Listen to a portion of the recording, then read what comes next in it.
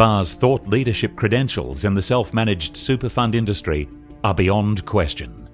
As the industry has grown apace over the past decade, so too has SPA's leadership role.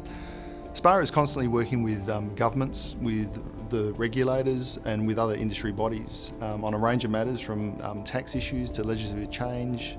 Our input is highly sought after and very highly regarded. But it's not just about working with governments and regulators. Yeah, there's been many instances in the past where SPA has demonstrated a leadership role in the self-managed super fund sector. A good example is last year when we sent out an alert to our members and to the general public, alerting our members and the general public to the risks as well as the benefits associated with a limited recourse borrowing arrangement. We were concerned about some of the stories we were hearing and some of the information we were seeing out in the marketplace about limited recourse borrowing arrangements. We thought it was important that we stepped in and helped to educate the market on the risks as well as the benefits of those type of arrangements. So that was, I guess, a good example of where we've stepped in and showed some leadership in the self-managed super fund sector. SPA's 10th year coincides with a year that will see massive change in the licensing regimes moving forward for auditors, financial planners and accountants.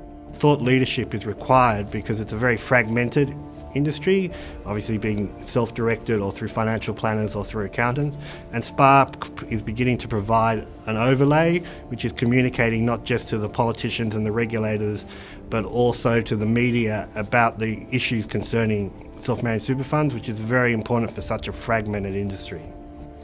How does SPA do thought leadership? Well, try stopping them. I think that SPA probably do more submissions to government reviews than pretty well any other body. They're great advocates for the sector.